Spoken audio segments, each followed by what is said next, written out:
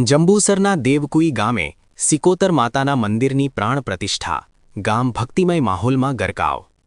જંબુસરથી અંદાજે 3 કિલોમીટર દૂર વડોદરા રોડ પર વસેલા નાનકડા દેવકુઈ ગામે ગતરોજ સિકોતર માતાના નવનિર્મિત મંદિરનું ભવ્ય ઉદ્ઘાટન અને પ્રાણ પ્રતિષ્ઠા કાર્યક્રમ ધાર્મિક વિધિવિધાન સાથે સંપન્ન થયો હતો।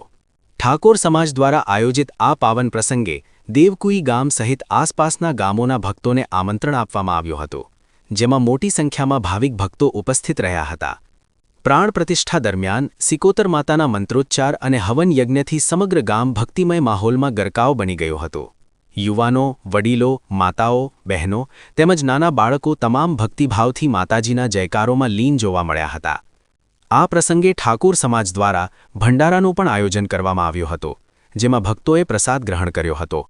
ગામના આગેવાનો નટવરભાઈ ઠાકોર, વિજયભાઈ ઠાકોર, દિનેશભાઈ ઠાકોર, કમલેશભાઈ ઠાકોર અને ચિરાગભાઈ ઠાકોર સહિત સમગ્ર દેવકુઈ ગામના લોકોએ એકજૂટ થઈ માતા સિકોતરના ચરણોમાં આ ધાર્મિક કાર્યક્રમને સફળ બનાવ્યો હતો। પ્રાણ પ્રતિષ્ઠા કાર્યક્રમ પૂર્ણ થતાં સમગ્ર દેવકુઈ ગામ જય સિકોતર માના જયકારોથી ગુંજી ઉઠ્યું હતું અને ભક્તોમાં અદ્ભુત આધ્યાત્મિક આનંદ જોવા મળ્યો હતો। Bureau report, Jambusar.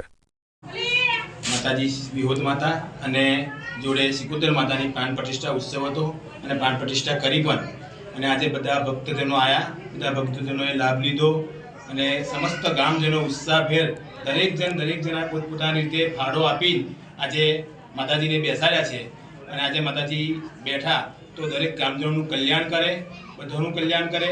સાથે સાથે કમલેશભાઈ ઘણી મહેનત કરી, એમના સ્વજનોએ પણ ઘણી મહેનત કરી અને મહેનત કરીને માતાજીને પ્રાણ પ્રતિષ્ઠા ઉત્સવ ઉજવ્યો।